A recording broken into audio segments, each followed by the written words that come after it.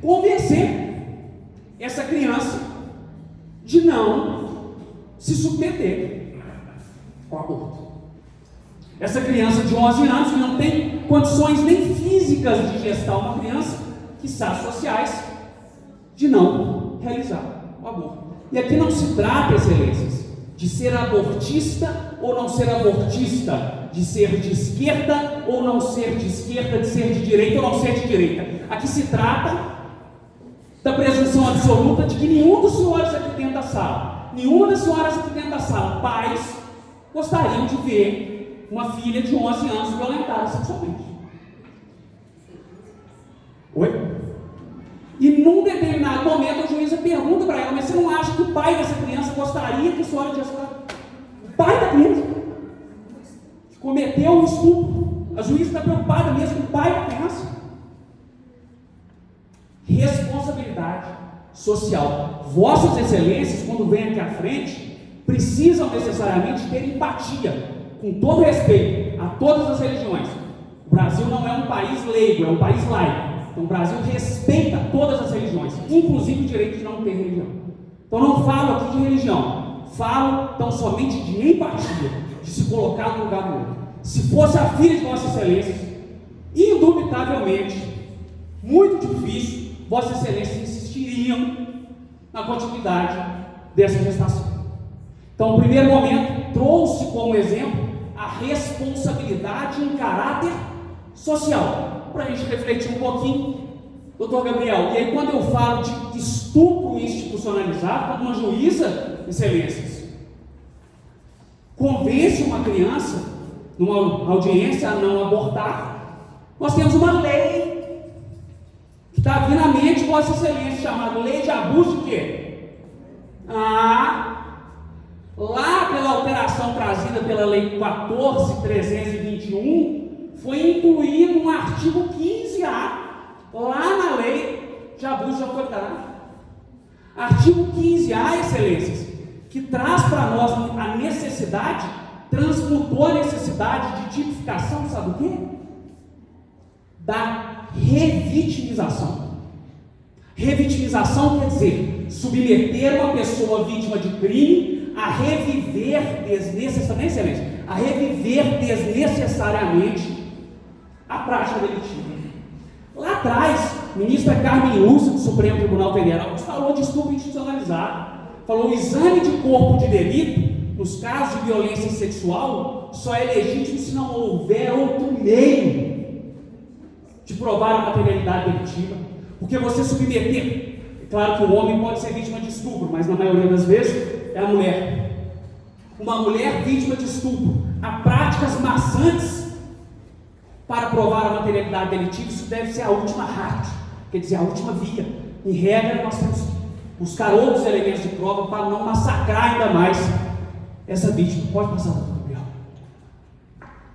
Está vendo, né? Nós estamos conversando, eu falo bem embalado, meus alunos falam para falar devagar, vocês devem estar com a mesma percepção, né? Se ninguém ficou com coragem, mas pode falar. Outro ponto importante, tá, excelência? Não vim aqui impor verdades, viu? O direito, ele é democrático, é a premissa dele. Eu venho aqui trazer reflexões. Nós estamos aqui necessariamente, vereador geral, trouxe forma brilhante para aprender juntos.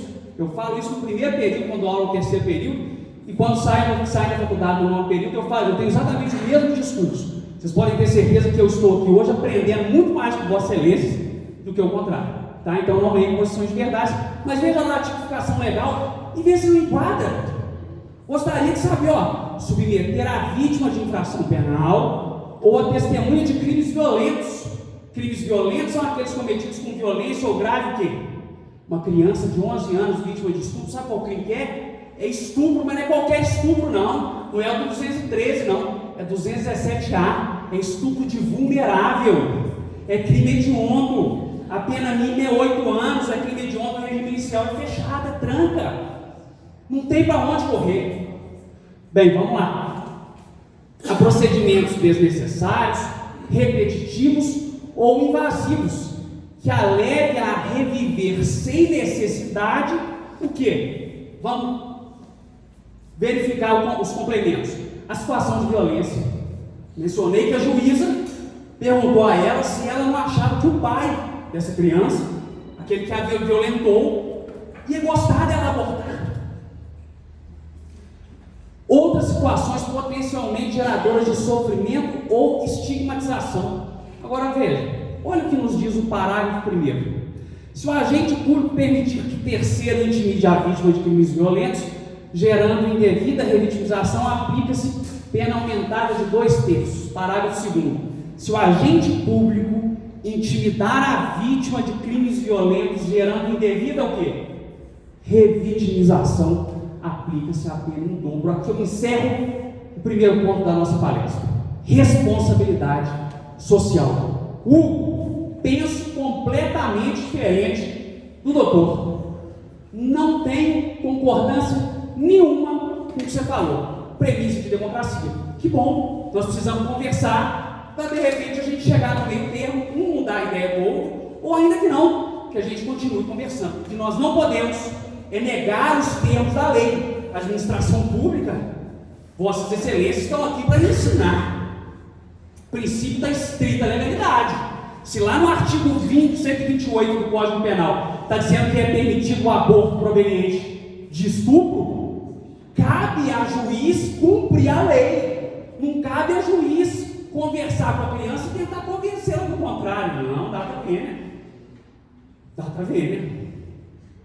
Tá?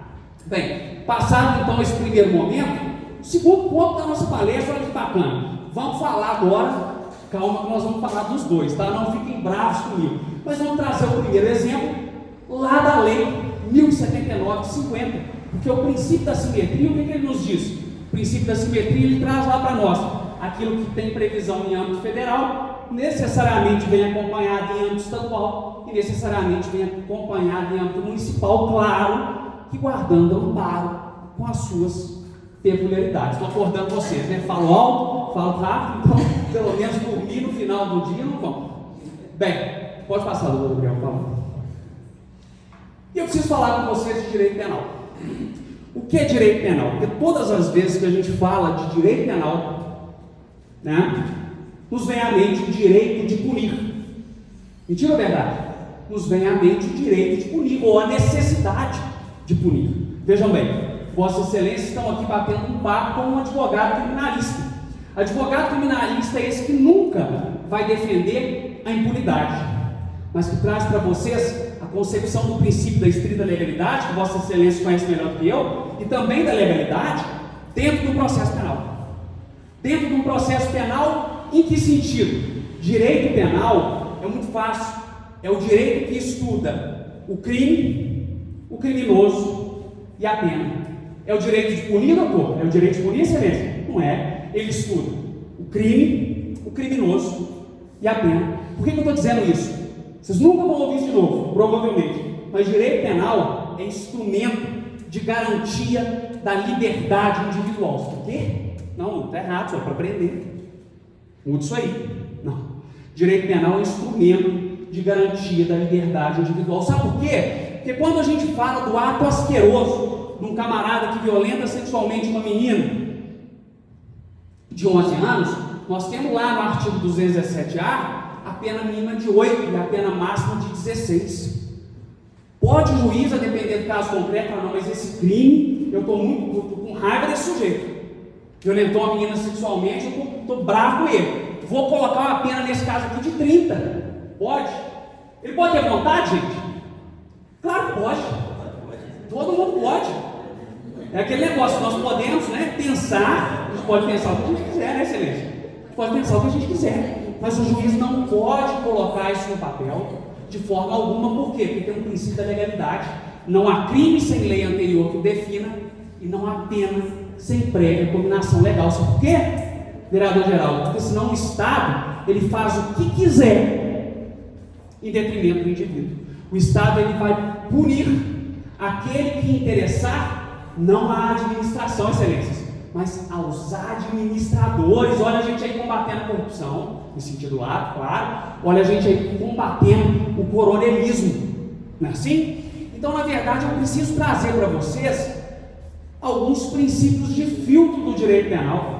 Princípio da lesividade, princípio da mínima intervenção, princípio da adequação social, para a gente entender um pouquinho de direito penal. Afinal de contas, a gente está falando de crime, para depois a gente entender crime de responsabilidade em âmbito federal e colocar aquela cerejinha no bolo, à guisa de arremate, para nós aqui, vereadores e prefeitos, que é, ou se existe, crime de responsabilidade. O que é o princípio da lesividade? Para a gente ter a atuação do direito penal, que é o direito mais restritivo que nós temos, nós precisamos de uma lesão a um bem jurídico tutelado. Então, se o camarada comete um crime previsto ao artigo 155, furto, subtrair coisa alheia móvel para si ou para outro, concorda que ele violou o patrimônio de outro? Da mesma sorte, o roubo, artigo 157, que tem a violência ou grave ameaça. Se o indivíduo comete um crime, por exemplo, igual a gente falou lá, artigo 213 de estupro, constranger alguém mediante violência ou grave ameaça, a ter consigo ou a permitir que consigo se pratique conjunção carnal ou outro ato libidinoso. Nesse caso, nós temos lesão à dignidade sexual. Sempre há, quando nós temos um crime, um bem jurídico violado. O princípio da mínima intervenção, ele caminha ali na última ratio. Já ouviram essa expressão? O que é a última ratio? Não se aplica só para direito penal, não. É a última via. Então, o direito penal ele só é necessário se outro ramo do ordenamento jurídico não for suficiente para salvaguardar, quer dizer, para proteger o bem jurídico tutelado, excelência. Se há uma colisão no trânsito, um acidente de trânsito, dois veículos colidem, nós precisamos do direito penal? Precisamos levar alguém para casa? Ah, não, estava embriagado. Não, imagina que não tem ninguém embriagado, só esbarrou o carro. Nós precisamos prender? Não, por quê? Porque o direito civil já nos ampara. E em sequência, o princípio da adequação social. O princípio da adequação social, né?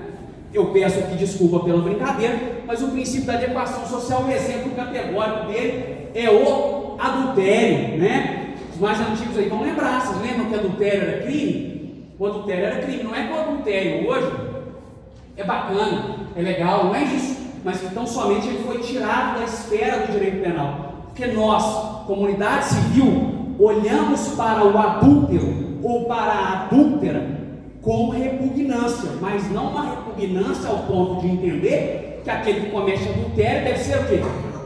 Preso. Eu não estou falando que não tem relevância jurídica, tá? Porque nós estudamos e a jurisprudência vem se consolidando nesse sentido. Cuidado, pessoal que gosta de dar umas bitoquinhas do lado de fora. É passível de dano moral. É passível de indenização por dano moral, tá? Pode passar, doutor Gabriel, vamos lá. O pessoal vai ficar bravo comigo aqui, né? Pessoal, falamos então de direito penal, precisamos falar agora, excelências, de direito administrativo. Afinal de contas, vossas excelências estão aqui para me ensinar. Eu vim trazer um pouquinho de direito penal, mas vossas excelências vieram me ensinar o direito administrativo. A gestão da coisa pública que se aplica ao executivo, legislativo e judiciário. Amanhã vossas excelências vão aprender melhor do que hoje, mas lá quando a gente fala do executivo, propriamente a gestão objetiva. Quando a gente fala de vossas excelências, além da função legislativa, principalmente o dever de fiscalizar, foi isso que nos foi dito pelo Dr. Leonardo, e o judiciário, a necessidade de aplicar a norma, tirar ela do seu caráter abstrato e levar ela do seu caráter concreto. E lá em direito administrativo é diferente. Lá em direito administrativo nós temos o princípio da estrita legalidade. No direito penal nós aprendemos o que é legalidade. Não há crime sem lei anterior que define, não há pena sem prévia combinação legal. Tranquilo. O que é estrita legalidade? A administração pública só pode fazer o que a lei o quê? Autoriza. O que a lei prevê. Enquanto nós particulares vivemos da premissa de que o que não é proibido é o quê? Permitido. Na administração pública não. Tem que estar escrito para que seja viável a execução. O Gabriel pode passar.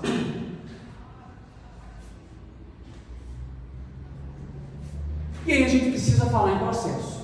Porque todas as vezes que a gente falar em crime, né, a gente precisa falar em processo.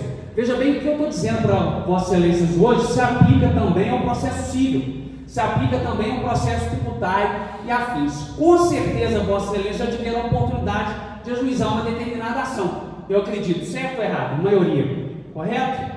Já precisaram ou já responderam, não? E às vezes o camarada te procura com uma determinada ação e ele diz o seguinte: nossa, está o quê? Demorando muito.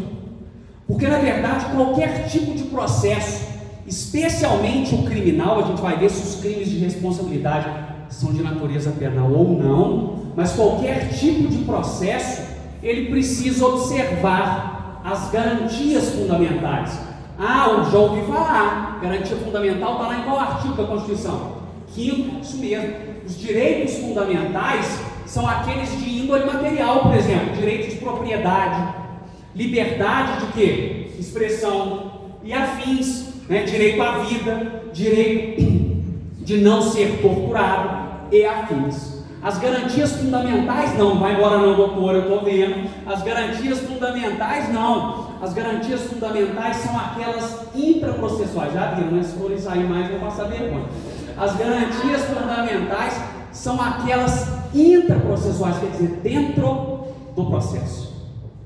Preciso esclarecer a Vossa Excelências que os direitos fundamentais, todos eles, sem exceção, são passíveis, vereador, de relativização. Então veja, acabei de dar um exemplo. Muitas vezes o pessoal fala: o bem jurídico mais importante. O que vem à mente de Vossa Excelência? Vamos falar assim mesmo, a vida, concorda? A vida, todo mundo pensa. Mas eu acabei de trazer no nosso primeiro exemplo do bate-papo uma relativização do direito à vida, que é o aborto permitido.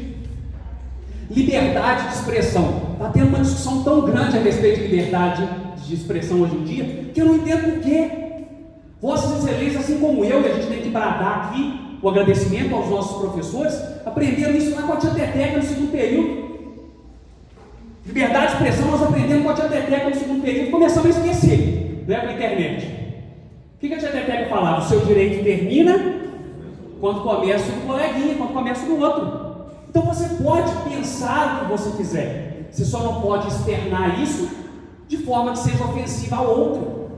Você pode pensar o que você quiser, nós não podemos colocar grade no seu livre-arbítrio, mas você não pode externar isso se isso for ofensivo aos demais. Tá?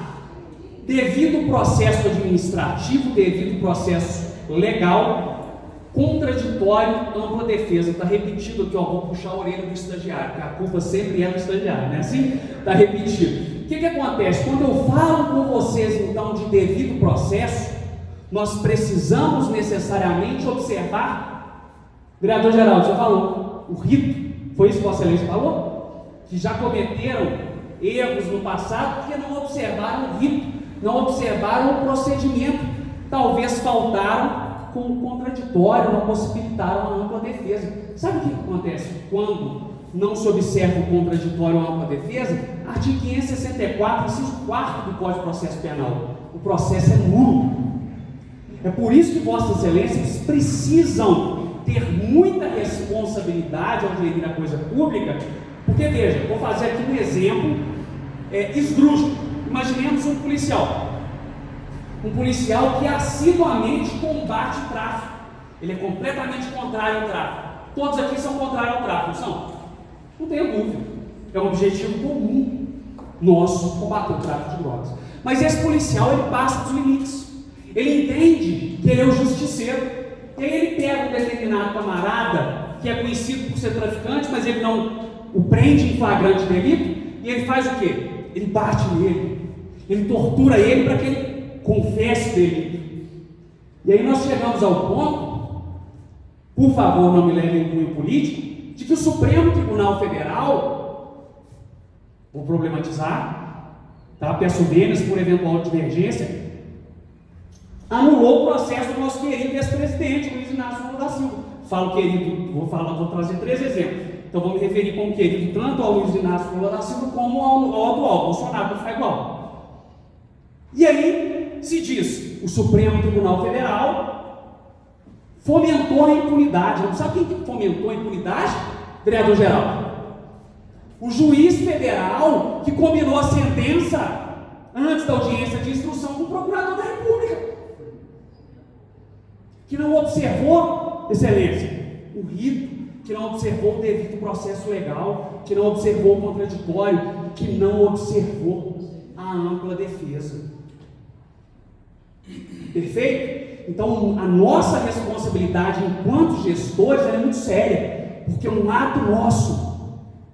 Eu já estou me incluindo no meio de Vossa Excelência, mas só para a gente entender, um ato nosso que não observe de repente um rito ou uma determinação prevista em lei, pode acarretar, não é só o que o professor Leonardo nos trouxe, não pode acarretar só prejuízo ao erário, não. Pode acarretar, e pior, a impunidade. A impunidade. Perfeito? Doutor Gabriel? Água, eu quero. Eu gravei ele, doutor.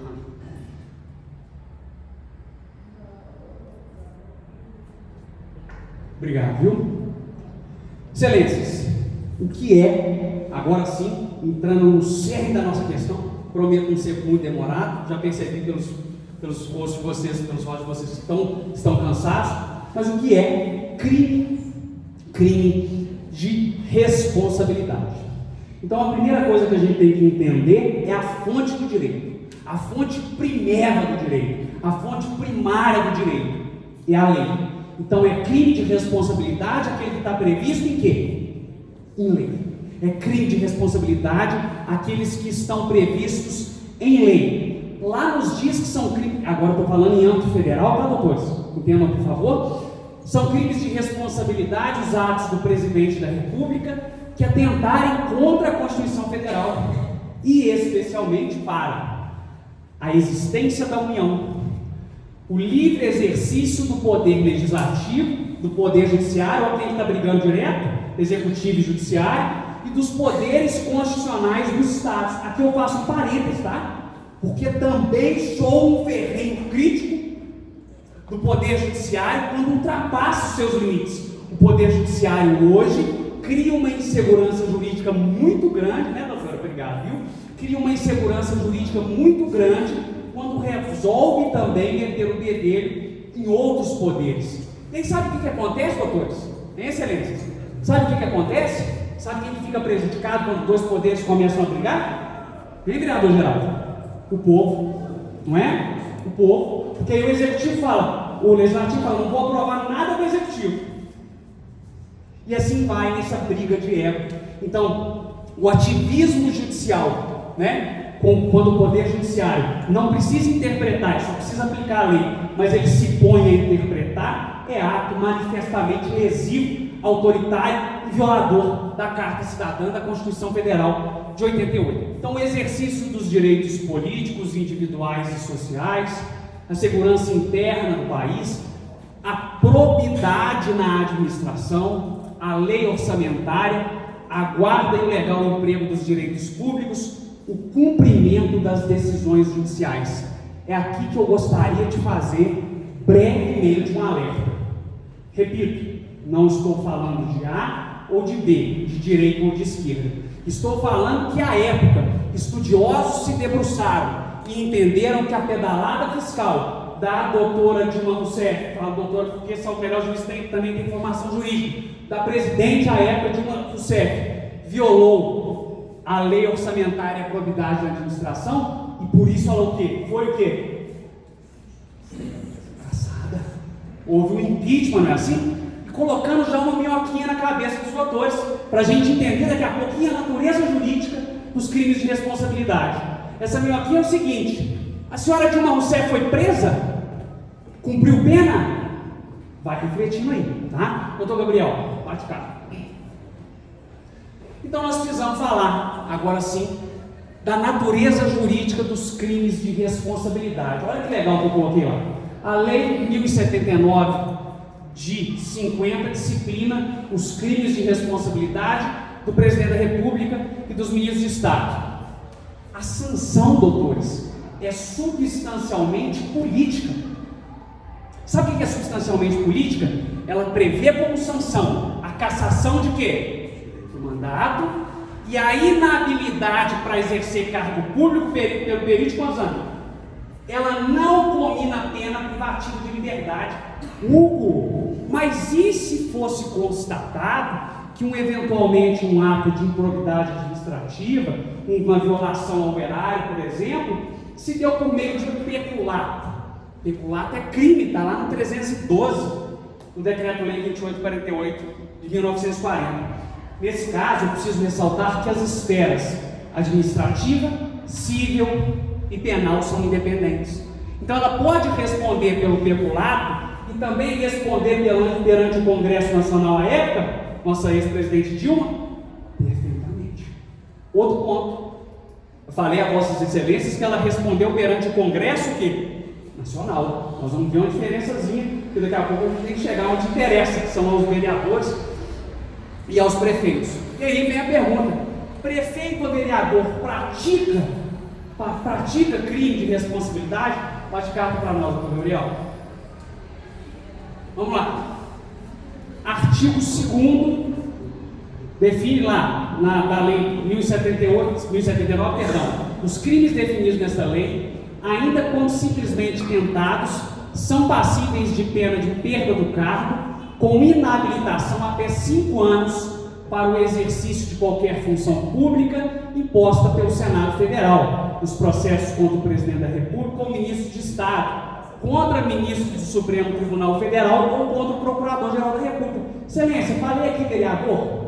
Falei aqui prefeito, Excelências? Não. Então a Lei 1079 não regula os crimes de responsabilidade eventualmente praticados por vereadores, tá? E por prefeitos. Observe que coloquei aqui a votação do Congresso Nacional, porque quem delibera a respeito dos crimes de responsabilidade eventualmente cometidos por esses sujeitos? O Congresso Nacional. Veja a insatisfação. Vai lá, Gabriel. Vocês estão vendo que eu estou pegando o pé dos dois, hein? Não precisa me xingar, não. Estou agradando todo mundo. Então vamos lá, respondendo a nossa pergunta: prefeitos e vereadores cometem crime de responsabilidade? A lei especial em direito prevalece sobre a geral. Então nós temos o Decreto-Lei 201 de 67, que disciplina os crimes de responsabilidade cometidos por prefeito e por vereador. Você fala, então, entendi o princípio da simetria. Aqui um parêntese: não se aplica os crimes de responsabilidade a serem julgados por juiz em face de Vossas Excelências. O crime de responsabilidade a ser julgado pelo juiz, a que a lei comina a pena privativa de liberdade, presta atenção que é o ponto alto da nossa palestra. Presta atenção. Vou repetir. Os crimes de responsabilidade talhados ao artigo 201 do Decreto-Lei, 201 de 67, que a lei comina a pena privativa de liberdade, são exclusivos do prefeito. Se há cominação de pena privativa de liberdade, cabe à Câmara decidir? Não responde aí. Faço uma pergunta a Vossa Excelência. Sei que muitos podem ter formação jurídica, mas em regra, se eu trouxer para o doutor um processo hoje, para Vossa Excelência fazer para mim uma sentença, Vossa Excelência consegue fazer uma sentença? Dosimetria da pena, conceito trifásico, causa de aumento de pena e causa de diminuição, atenuante agravante? Não. Em tese, nós não temos conhecimento para trazer uma pena lá do caráter abstrato para uma de caráter concreto. Então, se há uma pena privativa de liberdade cominada, quem é que bate o martelo? O juiz. No caso do prefeito, do crime de responsabilidade do prefeito, é o juiz de piso que julga. E há previsão de pena privativa de liberdade nos crimes de responsabilidade cometidos pelo prefeito. Para o presidente tinha. Perguntei, a Dilma foi... Não, pô. A Dilma foi presa? Eu perguntei. Não. Foi ou não? Perguntei, a Dilma não foi presa. Então lá, na Lei 1079, não tínhamos cominação de pena privativa de liberdade. Por isso cabia ao Congresso Nacional decidir. Quando se tem pena privativa de liberdade, cabe ao Judiciário decidir. Mas aqui uma boa notícia, entre aspas, para Vossas Excelências vereadores, o Decreto-Lei 201 de 67, ele não traz previsão de pena privativa de liberdade, não. Nós vamos ver isso daqui a pouquinho, porque o julgamento do prefeito se dá pelo Poder Judiciário, independentemente e com todo respeito do pronunciamento de vossas excelências. Bate carta, doutor Gabriel. Eu já estou cansado.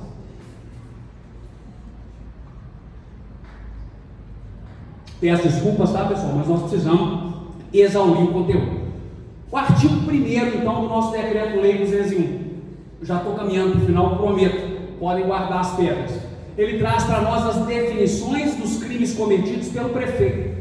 Então, vereador geral, se Vossa Excelência estiver na dúvida se o prefeito cometeu ou não um crime de responsabilidade, Vossa Excelência vai aonde? No artigo 1º do Decreto-Lei 201 de 67. Se tiver lá redigido, ele cometeu. Se não tiver lá, ele cometeu? Não. Artigo 1º, os parágrafos 1º e 2º, traz para nós as sanções possíveis de aplicação, as penas privativas de liberdade possíveis de aplicação aos prefeitos. O artigo 2º, ele traz para nós o momento do recebimento da denúncia. Aqui eu preciso fazer um adendo para explicar a Vossas Excelências a respeito do recebimento da denúncia. Eu sei que vocês estão cansados, vou tentar ser o máximo objetivo possível, mas denúncia, sabe o que é? É a peça inaugural do processo penal. Quando o Ministério Público ele forma a convicção de elite, quer dizer, está convencido de que existe indícios suficientes de autoria e materialidade, ele denuncia alguém, ele fala para o Poder Judiciário: filho, esse camarada tem que ser condenado. Então é a primeira peça do processo. Essa peça vai para a avaliação do juiz, que ele vai fazer uma análise a respeito do artigo 41, uma análise objetiva, para ver se essa denúncia atendeu os requisitos legais estipulados para a peça acusatória. Olha como a lei, o Decreto-Lei 201, o procedimento dele, excelências, ele é mais benéfico. Porque no processo penal, segundo o rito ordinário, se oferece a denúncia, vai para o nosso amigo juiz, agora vou te colocar como magistrado, vai para o nosso amigo juiz, ele não me escuta, eu réu, ele não escuta o réu antes, ele recebe a denúncia e manda citar o réu. No momento em que Vossa Excelência recebeu a denúncia, o camarada deixa de ser investigado e passa a ser réu, já ostenta a qualidade de réu. O rito previsto para os crimes de responsabilidade é diferente. No momento em que o Ministério Público oferece a denúncia, o juiz manda notificar o acusado para apresentar a defesa prévia. Quer dizer, ele recebeu a denúncia, o camarada tem o status de réu? Não. Permite a ele a afirmação de que a denúncia não preencheu os requisitos legais. Então, o rito procedimental lá dos crimes de responsabilidade é mais benéfico. Perfeito? Pode passar, doutor Gabriel. Temos ali agora no artigo 4º as sanções políticas ao prefeito. Então, além das penas privativas de liberdade, quando um eventual crime de responsabilidade, agora sim, nós temos a sanção política. Sabe quem que aplica a sanção política? Vossa Excelência. Então, se Vossas Excelências têm dúvida se cabe ou não a cassação de determinado prefeito por crime de responsabilidade, Vossas Excelências vão em qual artigo? Lá no artigo 4º do Decreto-Lei 201 de 67. Lá no artigo 5º, lá sim, e eu acredito que Vossa Excelência, doutor vereador geral, tenha se referido ao artigo 5º, ele traz para nós o procedimento. Então, se Vossas Excelências chegarem à conclusão de que é o caso da cassação de um prefeito, ou que é o caso da cassação de um colega, infelizmente, que faltou com um decoro, não é assim? Vossas Excelências, para respeitar o procedimento e não acarretar inunidade, precisam observar o artigo que? 5º, vide vereador Jairinho lá no Rio de Janeiro. Está sendo julgado pelo Tribunal de Júri por crime doloso contra a vida? Tá, mas também não teve a cassação do mandato pela Casa Legislativa, com observância do artigo 5º que nos traz o procedimento. E agora eu percebo que Vossa Excelência devem estar com frio na barriga, porque fala, e nós? Né? Quando que a gente tem que se preocupar com isso? Está lá no artigo 7º. Vai lá, doutor Gabriel. O artigo 7º lá nos diz: a Câmara poderá cassar o mandato de vereador quando utilizar-se de mandato para a prática de atos de corrupção ou de improbidade administrativa. Perceba que improbidade administrativa é termo técnico a ser por outra norma complementar. Fixar residência fora do município. É claro que Vossas Excelências podem ter uma casa de praia, pode? Isso não é fixar residência. Você ter uma propriedade fora do município não acarreta uma fixação de residência fora. Proceder de modo incompatível com a dignidade da Câmara ou faltar com decoro na sua conduta pública. Pessoal, muita atenção, porque agora eu clamo a Vossas Excelências. No Estado democrático, a pluralidade de opiniões ela é elementar e ela é necessária. Então, Vossas Excelências podem ter divergência com pares, com colegas? Devem. Para a democracia se fortalecer, a decisão precisa ser colegiada. Não por outro motivo, o Poder Judiciário, quanto mais a gente sobe de hierarquia, mais ele se fragmenta, mais as decisões são colegiadas. Podem, mas lembrem, não precisa, entre aspas, apelar, não precisa faltar com o decoro. Porque, eventualmente, se faltar com decoro, infelizmente, a gente tem visto aí nas redes sociais, vereadores saindo um tapa, um atrás do outro. Não tem necessidade disso para defender a sua posição. Vossa Excelência, pelo regimento interno da Casa, tem um tempo estipulado para falar e vão poder defender as suas ideias. Então, muito cuidado, porque não é interessante que nenhum dos senhores e senhoras percam o mandato. O processo de cassação do mandato de vereador, tá, vereador geral, é no que couber ao estabelecido no artigo 5º, que é o mesmo que disciplina a questão do rito, quando o crime de responsabilidade é do prefeito. Pode passar. E agora eu chego às minhas considerações finais. Finalmente, eu gostaria de reiterar aqui, vereador Geraldo, o agradecimento, louvar a iniciativa de Vossa Excelência, porque quando a gente fala em primeiro encontro regional de vereadores, primeiro encontro leva a crer que vai ter o terceiro e assim sucessivamente. É isso que se espera, que Vossas Excelências, enquanto legisladores, enquanto vereadores e, por fim, que venham a exercer outros cargos, se fortaleçam cada vez mais. O Poder Legislativo ele precisa ser idêntico de força ao Judiciário e ao Executivo. E eu estava passando hoje por uma passagem do livro, quando estava lendo, preparando a palestra, e me atentei a uma disposição muito interessante de um livro. Eu li ela e, para ficar tanto quanto mais verossímil, eu não transcrevi. Eu entendi a ideia e passei para as minhas considerações finais o que eu entendi. Excelências, muito se engana quem pensa que lá no Congresso Nacional, ou que Vossas Excelências, quando forem a Brasília, vereador geral, precisam ir lá no Congresso Nacional aprender. Não é não. Primeiro, porque nós no interior, hoje somos dotados de força técnica. Nós no interior temos formação. Estamos buscando aqui o quê? Capacitação.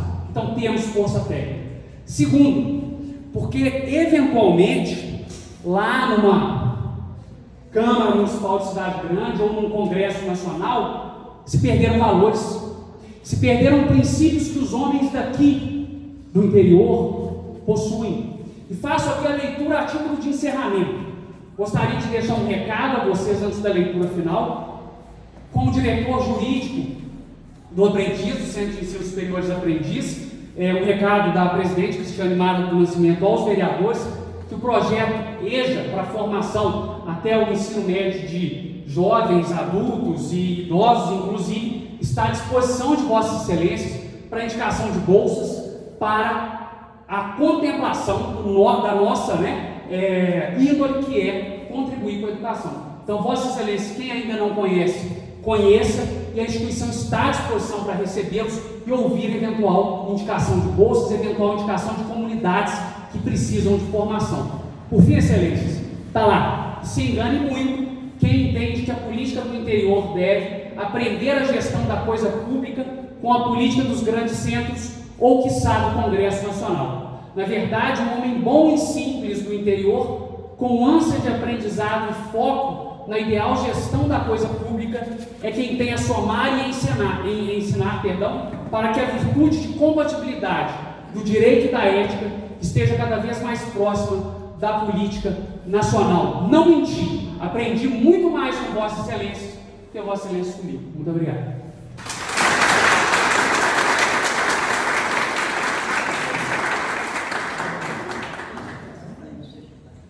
Vamos fazer, nesse momento, a entrega então do certificado no nosso palestrante, por favor.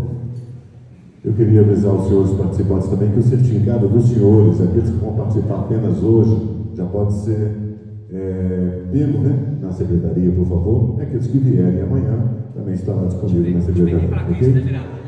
Te joguei em todos os exemplos. Muito obrigado, tá? Parabéns pela palestra, muito bom.